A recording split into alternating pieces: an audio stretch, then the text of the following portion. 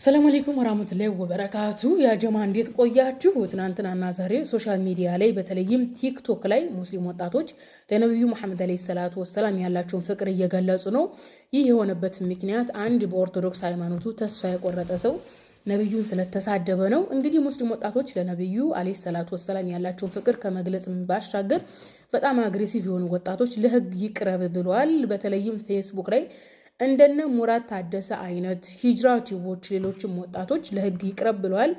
በጣም ነው ያሳቀኝ። በነገራችን ላይ ይህ ዘልማዳዊ አካሄድ ይባላል። የኢትዮጵያ ሙስሊሞች ከዚህ አካሄዳችሁ መቼ ነው የምትቆጠቡት? ምክንያቱም ይህ በኦርቶዶክስ ተስፋ የቆረጠው ሰውዬ ንጽጽር አደርጋለሁ እያለ ስለሆነ ይህንን የሚያደርገው ካቻላችሁ እና ንጽጽር እናደርግ ብላችሁ በምትችሉበት ሶሻል ሚዲያ ጥሩት። ካልቻላችሁ ንጽጽር የሚያደርጉ ወንድሞች አሉ። እነዛ ወንድሞች ጋር ቀርቦ ንጽጽር እንዲያደርግ ወይም እሱ የሚያነሳቸውን ሐሳቦች የክርስትና ሃይማኖትን መጽሐፍ ቅዱስን የኦርቶዶክስ መጽሐፍትን መሰረት አድርጋችሁ ሞግቱ። ሶሻል ሚዲያ መጠቀማችሁ ካልቀረ የሱን ስም እየጠራችሁ የሱን ፎቶ እየፖስታችሁ ለህግ ይቅረብ። እንደ በጣም የምታስቁት ኢትዮጵያ ውስጥ ያለው የሴኩላር ማለትም የዲሞክራሲ ስርዓት ነው የሚባለው። እንደው እናንተ እንዳላችሁት ቢያዝ ወይ 6 ሰዓት ነው በህግ ጠየቅ ወይ 1 ቀን ወይ 15 ቀን ወይ 1 ወር ነው። ከዛ በኋላ ይፈታል። መልሶ ወደ ሶሻል ሚዲያ መጥቶ እናንተን የሚያንጫጫችሁ ነገር ማድረጉ አይቀርም። ስለዚህ ንጽጽር ላይ የሚሰሩ ወንድሞችን አስተዋውቁ። ኦኬ፣ እሱ የሚያነሳቸውን ሐሳብ ከቻላችሁ ሞግዱ፣ ካልቻላችሁ ዝም በሉ እንጂ በያላችሁበት ሶሻል ሚዲያ ፕላትፎርም ላይ አታስተዋውቁት። የብድ ባልደረባ ድንጋይ ያቀበላል ትላለች ኒያት።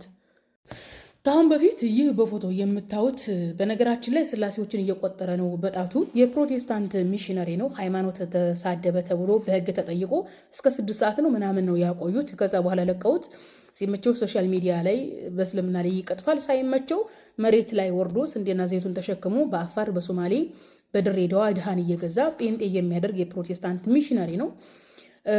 ቤተሰቦቹ በጣም ድሃ ከመሆናቸው የተነሳ እሱ ራሱ እየሰከረ በየቱቦው ይወድቅ የነበረ ሰው እንደነበረና ለጥቅም ብሎ ፕሮቴስታንት እንደሆነ በራሱ አንደበት የተናገረ ነው።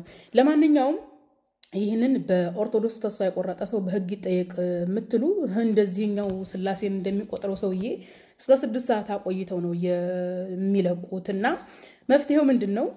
እነዚህ የፕሮቴስታንት ሚሽነሮችም ሆኑ ኦርቶዶክሶች በእስልምና ላይ የሚያነሱትን ጥያቄ መጽሐፍ ቅዱሳቸውን መሰረት አድርገን እንወያይ። ሶሻል ሚዲያ ላይ የሚታወቁ ሰዎች አሉ። ለምሳሌ የነ ሀቢባ ቤት አለ፣ ለምሳሌ የነ ቴዲ ቤት አለ፣ ለምሳሌ ዮኒ ማኛ ራሱ እንግዲህ ሚዛናዊ ሆኛለሁ ብሏል። እነዚህ ሰዎች የሚያነሱትን ጥያቄ በህዝብ ፊት እንወያይ። እኔ ያለሁኝ እኔን ደግሞ ካልፈልጉ ወንድሞች አሉ፣ ንጽጽር የሚያደርጉ ወንድሞች አሉ፣ እነ ሁሱ አሉ እና እንወያያቸው ነው የኔ ሀሳብ። ነገሩ ሁሉም ጋር ከደረሰና ሁላችሁም ካወቃችሁት አይቀር ሶሻል ሚዲያ ላይ ቤታቸውን ለውይይት የሚከፍቱ ሰዎች አሉ፣ ልክ እንደነ ቴዲ አይነቶች ማለት ነው። ስለዚህ እነዚህ ኦርቶዶክሶችና ፕሮቴስታንቶች ያነሱትን ነጥብ እኛ ሙስሊም ወንድሞች አሉ መጽሐፍ ቅዱስን ክርስትናን መሰረት አድርገን እንሞግታለን። ፍቃደኛ የሆነ ኦርቶዶክስ ወይም ፕሮቴስታንት ያሳውቀን። በተለይ ዮኒ ማኛ ቤት ሃይማኖት ነክ ነገሮች መወያየት ይቻላል። እንግዲህ ሚዛናዊ ነኝ፣ ሃይማኖትን ፖለቲካውን መነጋገር ይቻላል በእኔ ቤት ስለሚል ከአሁን በፊትም ቪዲዮ ሰርቻለሁኝ። ማንም ኦርቶዶክስ ሆነ ፕሮቴስታንት በእስልምና ላይ አነሳለሁ የሚለውን ሀሳብ ይዞ ይምጣ። እኛ ሙስሊሞች የራሳቸውን የክርስትናን አስተምሮ መጽሐፍ ቅዱስን መዛግብቶቻቸውን ታሪካቸውን መሰረት አድርገን እንወያያለን። እኛ ፍቃደኞችን ከአሁን በፊትም እየጠራን ነበረ፣ ግን ፍቃደኛ ሆኖ የሚመጣ ጠፍቶ ነው። ሁሉም ቤቱን ዘግቶ መሳደብ ስለሆነ ነው ማለት ነው። እንግዲህ ሁሉም ሰው ጋር ከደረሰ ሁሉንም ሰው የሚያንጫጫ ከሆነ በተማረ አንደበት በአካዳሚካሊ በተጻፈ በመረጃ እንወያይ የሚል ጥሪ ነው የምናቀርበው እኛ።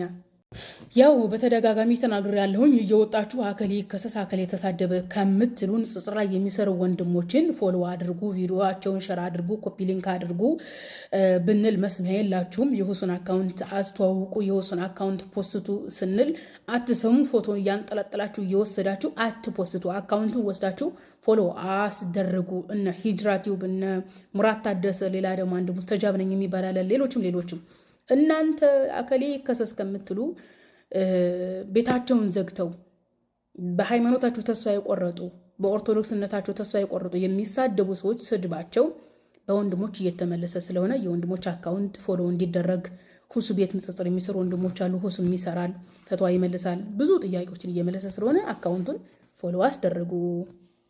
በመሆኑም እነዚህና መሰል የሃይማኖት ነጋዴዎች አካዳሚካሊ ክህሎት የሌላቸው የንጽጽር ክህሎት የሌላቸው የራሳችን ሃይማኖት ብቻ ትክክል ይሁን በሚል በሌላው ላይ መጥፎ ስምን የሚቀቡ ሰዎች እነሱ የሚያነሷቸው ነጥቦች መጽሐፍ ቅዱስን መሰረት አድርገን እንወያይ ብለን በተደጋጋሚ እየተጣራ ነው። አሁንም እንጣራለን። እንግዲህ ነቢያችንን የሚሳደቡበት መስፈርቱ መጽሐፍ ቅዱስ ላይ ምንድን ነው የሚለው መጽሐፍ ቅዱስ ላይ የነቢይነት መስፈርት ምንድን ነው? ለምሳሌ መጽሐፍ ቅዱስ ላይ 2 ሳሙኤል 11:2 ላይ ዝሙት የሰራ ነብይ አለ። ዳዊት ነብይ ነው፣ ዝሙት ሰርቷል። እንግዲህ እንደ መጽሐፍ ቅዱስ አስተምሮ ማለትም በክርስትና ነብይ ዝሙት መስራት ይችላል። ነብይ ኢቭን አብዶ ሀያናት እንግዲህ ተናግራ የምትመልሰው ኦኬ።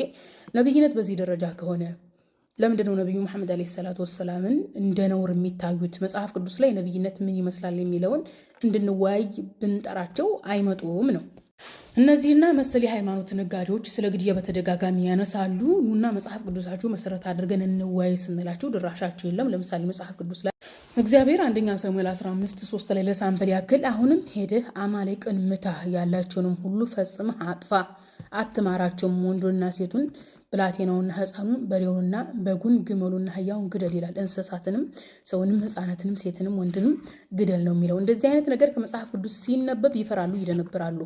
ምክንያቱም ክርስቲያን ወገኖቻችን ኦርቶዶክስ እንበሏቸው የፕሮቴስታንት ሚሽነሪዎች ለስሙ ሃይማኖተኛ ናቸው፣ ነገር ግን ሊብራል ናቸው። አሁን እኮ እኛ የተቸገርነው ክርስቲያን ወገኖቻችን ሊብራል ናቸው።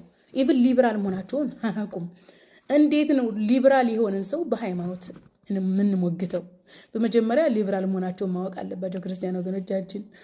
እነዚህና መሰል የሃይማኖት ነጋዴዎች ስለ ጋብቻም ከሆነ የሚያነሱት መጽሐፍ ቅዱስን መሰረት አድርገን የቤተ ክርስቲያናት ታሪክን መሰረት አድርገን እንሞግት ይምጡ ብለናል። የሚመጣ የለም። ለምሳሌ መጽሐፍ ቅዱስ ላይ ጡት እንኳን ማውጣት ያልጀመሩ ሴቶች ይዳሩ እንደነበረ መጽሐፍ ቅዱስ በግልጽ ያስተምራል። እንግዲህ ኢየሱስ ክርስቶስ የቤተ ክርስቲያን ባል ተደርጎ ነው የሚቆጠረው። ባል ሚስቱን ስለሚያዝ ካቶሊክም፣ ኦርቶዶክስም፣ ፕሮቴስታንትም ሌሎች ቤተክርስቲያን የኢየሱስ ሚስት ተደርገው ነው የሚወሰዱት። እዚህ ዓለም ላይ እንግዲህ 45,000 ቤተክርስቲያናት ደርሰዋል። እነዚህ ሁሉ የኢየሱስ ሚስቶች ተብለው ነው የሚቆጠሩት። እንግዲህ ባል ሚስቱን እንደሚያዝ ኢየሱስ ቤተክርስቲያን ያዛል ተብሎ ነው የሚታመነው እና ኢየሱስ ክርስቶስ እንደው ምን ብሎ አዟል ቤተክርስቲያንን? ምክንያቱም የካቶሊክ፣ የፕሮቴስታንት፣ የኦርቶዶክስ ቤተክርስቲያናት ከ6 ዓመት እስከ 11 ዓመት ድረስ ሲድሩ የነበሩ ሴት ንግስቶች አሉ። በኢትዮጵያም በኤርትራም በእንግሊዝ ብትሄዱ፣ በአውሮፓ ታሪክ ብትሄዱ፣ በስፔን ታሪክ ብትሄዱ፣ በፈረንሳይ ታሪክ ብትሄዱ፣ በጀርመን ታሪክ ብትሄዱ እነዚህ ቤተክርስቲያናት ባላቸው ኢየሱስ የሆነ ቤተክርስቲያናት ኢየሱስ ያዛቸው የነበሩ ቤተክርስቲያናት ከ6 ዓመት እስከ 11 ዓመት እስከ 12 ዓመት ይድሩ ነበረ። ከ6 እስከ 11 የተዳሩ የአውሮፓ የኢትዮጵያ ነገስታቶች ሴት ንግስቶች አሉ። እነዚህ መሰረት አድርገን እንወያይ ሲባሉ አይወያዩም። ምክንያቱም ሊብራል ናቸው ክርስቲያኖች። እነዚህና መሰል የሃይማኖት ነጋዴዎች የሚያነሱትን ጥያቄ መጽሐፍ ቅዱስን መሰረት አድርገን እንወያይ ስንላቸው እንደሚሸሹ ታውቃላችሁ። ለምሳሌ ስለ ሴት ልጅ ያነሳሉ። ሴት ልጅ መጽሐፍ ቅዱስ ላይ በወንድሟ ተደፍራለች። 2 ሳሙኤል 13:1 እስከ መጨረሻው ማንበብ ትችላላችሁ። ሴት ልጅ በወንድሟ ተደፍራለች። ሴት ልጅ በአባቷ ተደፍራለች። ሴት ልጅ በልጇ ተደፍራለች። እንደዚህ አይነት ነገር እንወያይ ሲባሉ ሊበራሊዝም ስለሆኑ አይወያዩም። እነዚህና መሰል የሃይማኖት ነጋዴዎች እንደዚህ አይነት የሊበራሊዝም ስራ የሚሰሩት ኢየሱስ መመለክ አለበት ብለው ስለሚያምኑ ነው። ኢየሱስ መመለክ አለበት ብላችሁ ካሰባችሁ ኢየሱስን ያመለከ ሐዋርያ አሳዩን ስንል ወፍ የለም። ኢየሱስን ያመለከ ሐዋርያ የለም። ኢየሱስ መመለክ አለበት ከተባለ መለኮት መስዋዕት ሊቀርብለት ይገባል። መለኮት የተመለከ መሆን አለበት። መለኮት አምልኮት ተብሎ ሊሰበክለት ይገባል። መለኮት ሊዘመርለት ይገባል፣ ሊወደስለት ይገባል። መለኮት ጸሎት ይሰማል ተብሎ ሊሰበክለት ወይም ጸሎት እሰማለሁ ሊል ይገባል ብለን ጠየቅን። አስታውሳለሁ። እንደውም ባለፈ ይሄኛው ኢየሱስ ፈጣሪ ነው እያለ ሲያዝገን ከርሞ ኢየሱስ ፈጣሪ ከሆነ መስዋዕት ቀርቦለታል ወይ የሚል ጥያቄ ስንጠይቅ የለም። ከራማውን የተገፈፈው ከድንጋጤ ብዛት ማለት ነው። ምክንያቱም ኢየሱስ አምላክ ነው አይደለም የሚል እንዲሁ ጭቅጭቅ እንጂ በክርስትና ታሪክ ማለት ነው። በስላሴ ዶክትሪን እንግዲህ የስላሴ ዶክትሪን 1600 ዓመቱ ነው። በዚህ 1600 ዓመት የኢየሱስ ክርስቶስ ሐዋርያቶች እነ ጴጥሮስ፣ ጳውሎስ እና ያዕቆብ ኢየሱስን ፈጣሪ ብለው ያመልካሉ ብለው ነበር የሚያስቡት፣ ግን አይደለም። ሐዋርያት በኢየሱስ ፈጣሪነት አያምኑ። ኢየሱስን እግዚአብሔር ነው እናምልኩት ብለው አልሰበኩም። ለኢየሱስ ምንም አይነት መስዋዕት አላቀረቡም፣ አላመለኩትም፣ አላወደሱትም፣ አልዘመሩለትም። መመለክ አለበት የሚል ማንኛውም ኦርቶዶክስና ክርስቲያን ከኛ ጋር መወያየት ይችላል። እኛ መጽሐፍ ቅዱስን መሰረት አድርገን እንወያያለን። አድርሱላቸው።